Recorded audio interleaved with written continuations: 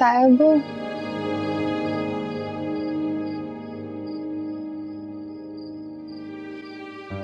तायब आपकी तबीयत ठीक तो है ना? आप क्यों यहाँ खड़े हुए हैं अकेले? अकेला तो हो गया हूँ मैं। तायब प्लीज ऐसा ना सोचें।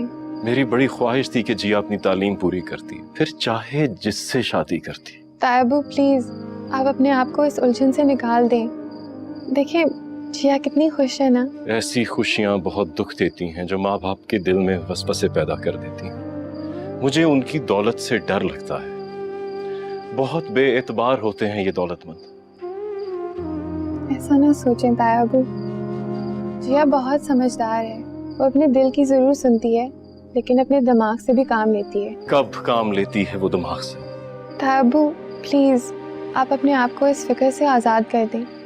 बस दुआ करें कि जो हो वो अच्छा हो। अल्लाह करे ऐसा ही हो। आओ अंदर चलते हैं। मेरा दिल चाहता है अब मैं ज्यादा से ज्यादा वक्त जिया के साथ गुजारूं। आए हम सब मिलकर लूडो खेलते हैं और मैं आपके लिए मजेदार सी कॉफी भी बनाती हूँ। आ जाओ।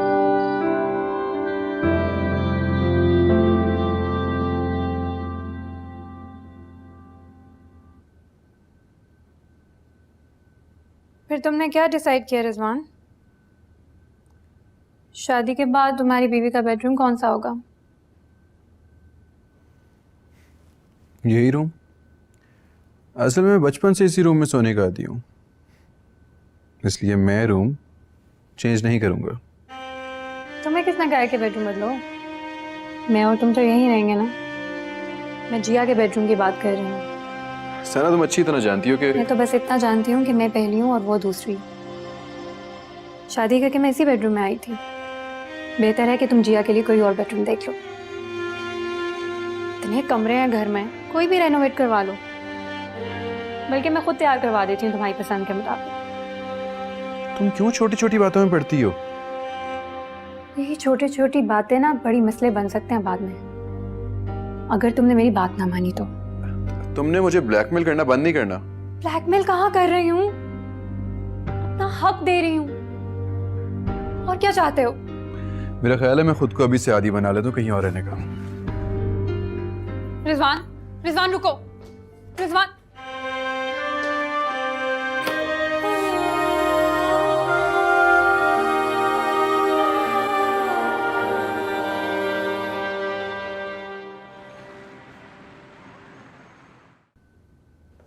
कुछ खुदा का खौफ कर। संध्याने को घर बुला के तो आज आप छुट्टी वाले दिन भी ऑफिस जा रहे हैं और फिर साथ रिजवान शाह को भी लेके जा रहे हैं। काम हर रिश्ते से ज्यादा जरूरी होते हैं। फिर कहा ना कि उनके आने तक पहुंच जाऊंगा मैं। बदशगुनी होती है ये। कोई अकल को हाथ मारो। बदशगुनी कैसी बदशगुनी? काम तो काम है। इतना बड़ा प्रोजेक्ट बनाने को मिला है और एक तुम हो के बस। ना एक तो ठेकेदारी पकड़ के भी ना आपने सरदर्दी मोल ली है। ठेकेदार शेकेदार मैं नहीं हूं बिल्किस बेगम, मैं एक बिल्डर हूं। बिल्डर समझे? जी मैं तो समझ गई हूं, पर अब आप जरा जल्दी कर लें कहीं वो लोग नाराज ही ना हो जाए। ये जो सरकारी अफसर होते हैं ना, ये वक्त के बड़े पाबंद होते हैं। वैसे बिल्किस बेगम, तुमने ये काम बहुत शानदार किया। सरकारी अफसर को मेरा समधी बना रही हो। बेटी को जहेज दे ना सका तो कोई बात नहीं, लेकिन सरकारी इदारों में काम तो निकालेगा ना। बहुत आसानियां पैदा हो जाएंगी। खैर अब तुम जाओ और जाकर रिजवान शाह को देखो वो तैयार हुआ कि नहीं। हाँ वक्त पे आ जाना, फिर कह रही हूँ। हाँ आ जाऊंगा बाबा, आ जाऊंगा।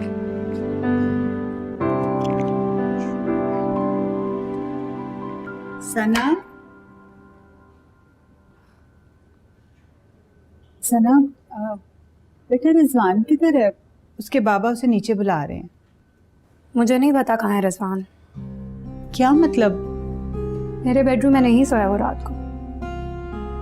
पर क्यों? इस रूम में ना सोने का आदी बना रहा है खुद को। पर तुम तो यही हो ना रिजवान? ये सब क्या हो रहा है? तुम दूसरे कमरे में सो रहे हो, सना को उधर अकेले छोड़ के। मम्मी बस एक बात मेरी कान खोल के सुन लो रिजवान, सना इस घर की पहली बहू, समझे? मैं जिया की वजह से तुम्हें सना के साथ कोई नाइंसाफी करने की इजाजत नहीं दूंगी। समझ गए हो ना मेरी बात? समझ गया, लेकिन ये बात अपनी चहीती को आप भी समझा दें कि मुझे ब्लैकमेल करना बंद कर दें। मैं दूसरी शादी कर रहा हूँ, कोई गुनाह नहीं कर रहा। तुम ये बात अच्छी तरह ज़हन में बिठा लो, ये सना ही है जिसकी इजाजत की वजह से तुम जिया से शादी कर रहे हो। तुम्हारे बाबा तुम्हारा नीचे इंतजार कर रहे हैं, बुला रहे हैं तुम्हें। और मेरी बात सुनो, जल्दी आ जाना, आज उन लोगों ने भी आना। पता है मुझे।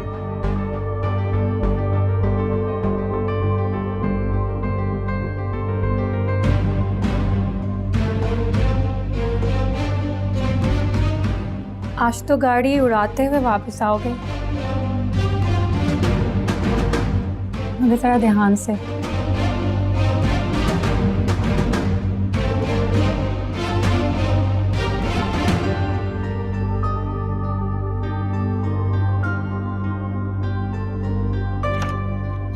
अम्मी, अरे तुझे क्या हो गया? इधर आ।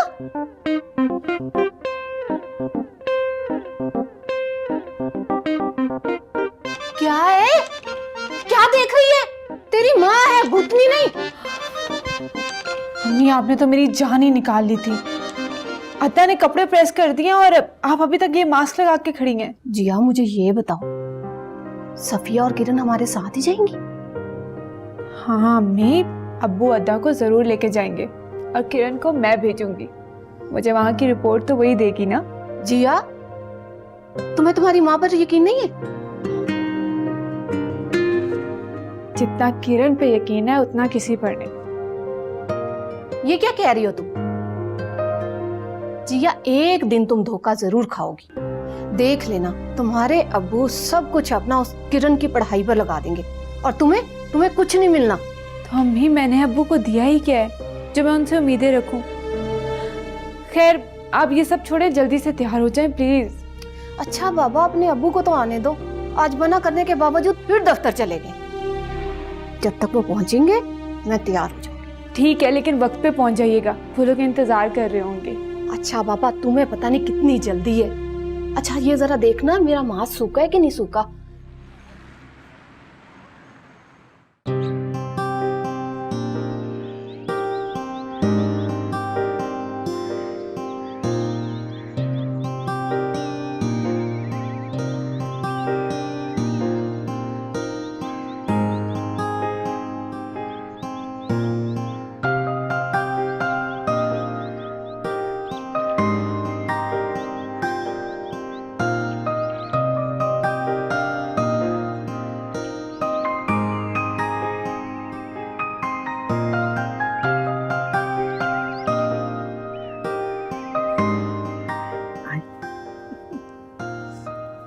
Yes ma'am. ठीक है, आइए।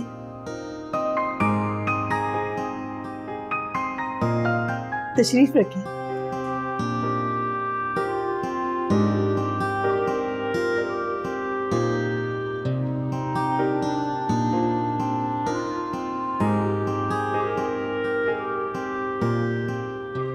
मैं बिल्किस बेगम को इत्तला देती हूँ।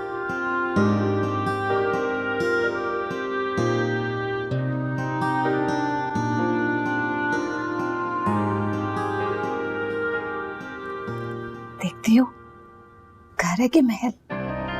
अकबर, देख रहे हैं घर को? बानों में इंसानों से मुतासर होना का आदि, ये दीवारों और आराइश से नहीं। खुद जरा काबू में रखो।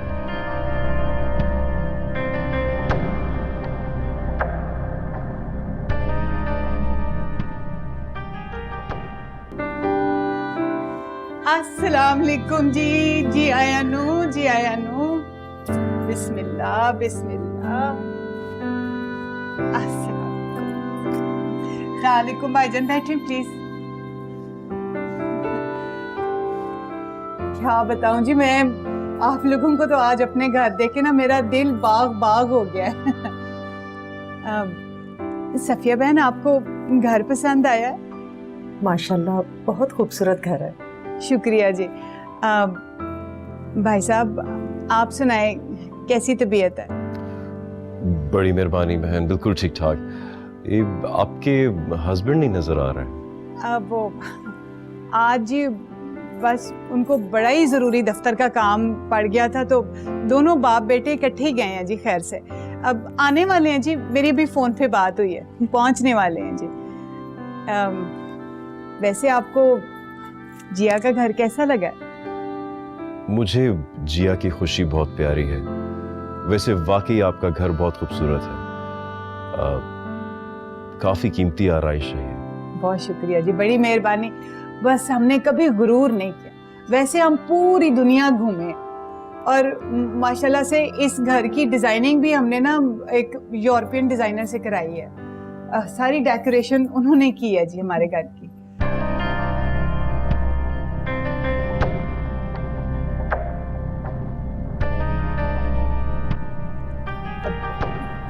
बानो बेगम, आप बड़ी चुप चुप बैठी हैं। नहीं जी, बस वैसे ही। आंटी, वाकई आपका घर बहुत खूबसूरत है। जिया यहाँ बहुत खुश रहेगी। हाय, इंशाल्लाह इंशाल्लाह। तेरे मुंह में घी शक्कर बेटी।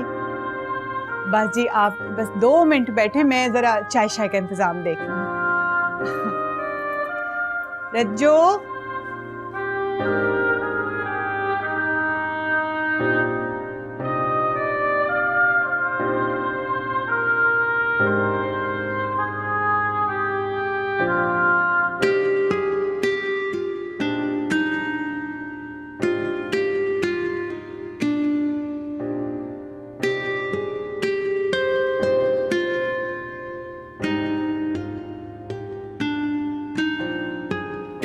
सफिया, देखो इनकी मेहमान नवाजी, क्या शान, कितने लवाजमात लगा रही। मैं तो सोच रही हूँ ये हमारे घर आएंगे तो हम क्या करेंगे। हाँ आपा, लेकिन ये तुम्हारी सोच से भी ज्यादा शान शौकत वाले निकले। बिस्मिल्लाह करेंगे। बिस्मिल्लाह। आए, बैठे बैठे, आए भाईजान, बैठे बैठे, बैठो बेटा, बिस्मिल्लाह करो। हाँ है, रज्जो तो आधा सामान लेके आई है। रज्जो, जा जाके जल्दी से चाय भी लेके और बाकी का सामान लेके आ। हद करती है, आधा सामान उधर ही छोड़ आई है। नहीं आंटी, ये तो बहुत है, आप मसीह पे तकल्लुफ ना करें। हाय आंटी, तेरे सदके। बेटा, इसमें तकल्लुफ वाली कौन सी बात है। मैंने अपने तीनों खानसामों से कहा था कि मेरे बड़े स्पेशल मेहमान आ रहे हैं, बहुत अच्छी चीजें बनानी है। मैंने आप लोगों के लिए देसी घी में खाना भी पकवाया। मैं आपको खाना खाए बगैर नहीं जाने दूंगी यहाँ से। आप ले ना, बिस्मिल्लाह मैं अपने भाई को खुद डाल के दूंगी जी। ये आपने जरूर खाना। ये हमारे को खुद घर बनाते हैं जी, बहुत अच्छा खाना बनाते हैं जी। ये आप ये भी जरूर खाएं। अब आप तकल्लुफ कर रही हैं, शर्मिंदा कर रही हैं, बहुत शुक्रिया। भाई साहब, किस चीज की शर्मिंदगी। हम ना बड़े सादे लोग हैं, सच्ची पूछे, कोई तकल्लुफ नहीं, खुला डुल्ला माहौल है जी हमारे घर का। जिसको एक दफा भाई कह दिया ना, बस जी समझे मां जाया हो गया। आप बिस्मिल्लाह करें ना, कुछ लें बेटा जी, आप डालो कुछ। लो शाबाश। ये हाँ, स्प्रिंग रोल खाना बहुत अच्छे बनाता है वो। भाई साहब, बस जमान साहब भी पहुंचने वाले हैं। अस्सलाम वालेकुम, कैसे हैं आप लोग? पुप्पी, ये जिया है? अब नहीं, पागल ना हो तो। आज जिया ने खुद तो नहीं था ना आ जाना। ये जिया की कजन है, किरण। भाई साहब, सच्ची पूछें, मेरा एक बेटा और होता ना तो मैंने किरण को जरूर अपनी बहू बना लेना था।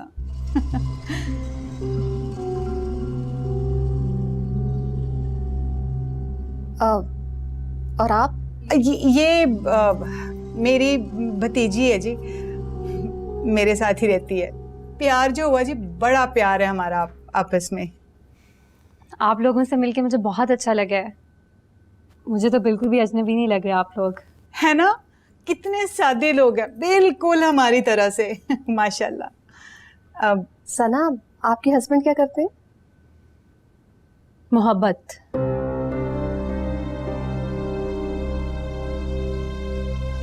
जी,